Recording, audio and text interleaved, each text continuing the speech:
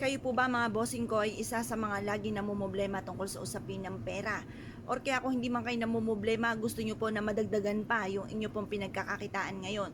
Kasi mas mainam po yun mga bossing. Kasi base rin po sa aking karanasan, mas maganda may iba ka pang mga pinagkukunan. Kung halimbawa yung isa mahina, yung isa naman lalakas. Kaya lang gusto ko sabay-sabay malakas. Kaya lang po mga bossing, may mga pagkakataon talaga na yung isa malakas, isa mahina mga bossing. Pero at least may iba kang pagkukunan kung yung isa ay medyo mahina. Ngayon pa mga bossing, ako po yung may share sa inyo. Para po laging masagana ang pamumuhay, may mga dumarating na swerte na hindi nyo po rin inaasahan. Subukan nyo po ito mga bossing. Harap po kayo sa may silangan. Kumuha kayo ng tissue. Ngayon po, yung tissue ito, ibabasain nyo po sa gripo. Kailangan basa po siya. Pag nabasa na po siya, kumuha kayo mga bossing ko ng 5 piso. Ngayon pa mga bossing, ganyan po yung mga 5 piso ko kasi binabad ko po yun sa asin.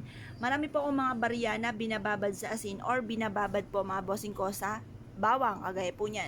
Bawang, tapos sinaluan ko siya ng, ano po dito, lemon citrin sa ilalim. Kasi ang lemon citrin for money, lalo na ako kay mananaya. Tapos nilagyan ko siya ng kristal, mga bossing, kung makikita nyo po, kristal, tapos daon ng laurel. May bulak din po siya. Yan yung aking pang-attract ng swerte na nakalagay dito sa may silangan, sa may bintana po namin, mga bossing. Kasi ito pong gawin kong ito, sa may silangan po itong bintana. Diyan ako madalas din na nagla-live sa labas po niyan kapag po ako ay sa umaga mga bossing. Tapos meron akong pang-attract ng ganito mga bossing ko ng pera. Tapos subukan nyo rin po ito. Basahin nyo tong ating tissue. Tapos kumuha kayo ng 5 piso. Kung ano 5 piso, pwede rin naman ng 20 or kaya po yung piso. Ngayon pa mga bossing, kasi 5 piso, lalo na kung pera ang nais po ninyo. Di ba yung 5 pisong luma ay gold? For abundance po yan mga bossing. Or kaya po yung mga passion na alahas, pwede rin naman po yun na gold. Pagtapos, lagay nyo po siya dito sa basam tissue natin mga bossing. Tapos magwi-wish ka, sabihin nyo po, sa pamamagitan nito ay magtutuloy-tuloy ang pasok ng swerte. Kailanman na hindi na ako mamumblema tungkol sa usapin ng pera, dadaloy na parang tubig na walang hanggan ang swerte sa akin lalo na sa pera. Mapuputos ang aking pitaka sa dami ng pera nito. Yung mga ganun mga boss, lahat ng mga magaganda na gusto nyo sabihin, sabihin nyo na.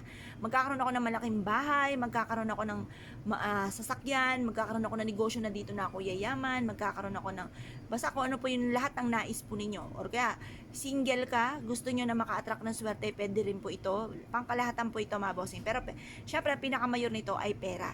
Pera po ang pinaka-the best dito. Babasain nyo po itong tissue ha, mga bossing. Pagkatapos mga bossing ko, ito po ibibilad nyo lang hanggang alas 8 ng sinag ng araw. Tapos, tutupiin nyo po siya. Pero yung pagbibilad, nakatupi na po itong ating tissue.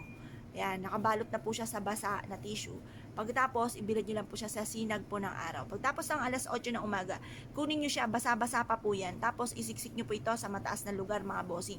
Makakatulong po itong ating 5 piso. Tapos, yung basan tissue, kasi yung tissue, di ba, papel din po yan. Nagmula po yan sa kalikasan, swerte po ang dulot po niyan. Tapos, itong ating barya, ang barya ay metal, mas magiging fighter kasama ng buhay, at ang kulay niya ay gold, gold for abundance. Ang bilog para mabilis gumulong ang magandang kapalaran.